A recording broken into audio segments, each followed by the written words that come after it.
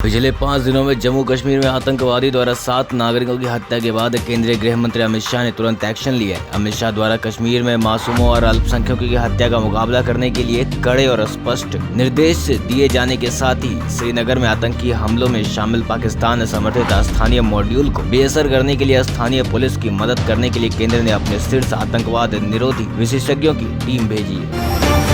भारत और चीन के बीच सीमा पर हालात सामान्य नहीं है। समय समय पर चीन सेना की तरफ से बॉर्डर पर उकसाने की घटनाओं को अंजाम दिया जाता है। खबरें आ रही हैं कि एक बार फिर LAC पर भारत और चीन की सेना आमने सामने आ गई है। जब सीमा पर भारतीय सेना और चीनी सेना का सामना हुआ तो माहौल तनावपूर्ण हो गया। तनाव को कम करने के लिए स्थानीय कमांडरों को बीच में आना पड़ा और मामले को सुलझाने की कोशिश की गई।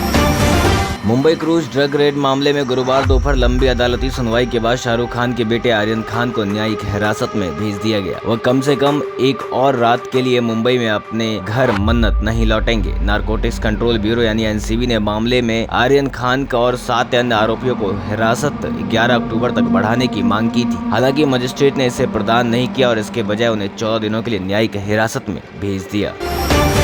भारतीय वायुसेना शुक्रवार को अपना 89वां स्थापना दिवस मना रही है। उत्तर प्रदेश के गाजियाबाद के हिंडन वायुसेना स्टेशन में उत्सव के साथ 8 अक्टूबर को प्रतिवर्ष IAF दिवस के रूप में मनाया जाता है। ये समारोह वायुसेना प्रमुख और तीनों सशस्त्र बलों के वरिष्ठ अधिकारियों की उपस्थिति में आयोजित किया गया। 2021 की IAF दिवस परेड 1971 के युद्ध के नायकों को सम्मानित कर रही है। यह वह जंग थी जिसमें भारत ने पाकिस्तान को हराकर बांग्लादेश का निर्माण किया था। कांग्रेस ने जम्मू कश्मीर में पिछले कुछ दिनों के दौरान आतंकवादियों द्वारा 7 असैन्य नागरिकों की हत्या किए जाने को लेकर गुरुवार को केंद्र सरकार पर निशाना साधा और आरोप लगाया कि यह सरकार कश्मीरी पंडितों तथा अन्य समुदायों की रक्षा करने में विफल रही। पार्टी ने यह दावा किया कि आतंकवाद न तो नोटबंदी करने से रुका था और न ही अनुच्छेद 370 हटने से रुका है। कांग्रेस के पूर्व अध्यक्ष राहुल गांधी ने ट्वीट किया, कश्मीर में हिंसा की घटनाएं बढ़ती जा रही है।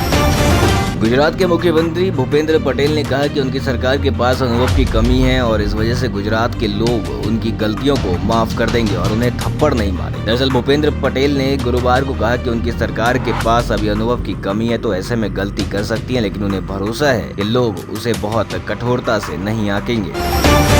बीते कुछ दिनों से सामने आ रहे कोरोना वायरस आंकड़े राहत देने वाले हैं। धीरे धीरे कोरोना केसों की संख्या कम होती आ रही है। कभी केसों का आंकड़ा 20,000 के थोड़ा नीचे रहता है, कभी थोड़ा ऊपर, लेकिन अभी तक खतरे की कोई बात नहीं है। भारत में पिछले 24 घंटे में कोरोना के केस 257 मामले दर्ज किए गए। कल सामने आए केसों की संख्या में आज मामलों की थोड़ी गिरावट देखी गई है। कल कोरोना 22,431 केस देखने को मिले थे। हालांकि देश में एक्टिव केसों में कुल मामलों के 1% से नीचे बने हुए हैं। देश में 2,20,221 एक्टिव केस हैं। ये 205 दिनों में सबसे कम है।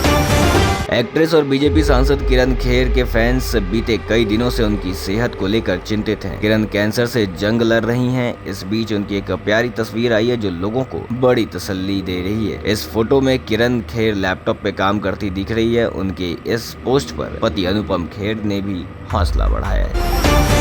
बॉलीवुड एक्ट्रेस माधुरी दीक्षित के पति डॉक्टर राम नैने सोशल मीडिया पर खूब एक्टिव रहते हैं। आए दिन वो अपने काम से समय निकालकर अपनी वाइफ और बच्चों के संग मस्ती करते और उन लम्हों को अपने फैंस के साथ फोटो शेयरिंग प्लेटफॉर्म पर शेयर करते हैं। इसी बीच डॉक्टर श्री राम नैने ने अपनी लिविंग वाइफ के साथ एक थ्रोबैक फोटो शेयर किया है। इसे साझा करते हुए उन्होंने बताया कि ये तस्वीर उस समय की एक तस्वीर साझा की जब दोनों स्कूबा ड्राइविंग सीखने की कोशिश की थी। तस्वीर में माधुरी बिना मेकअप के दिख रही हैं।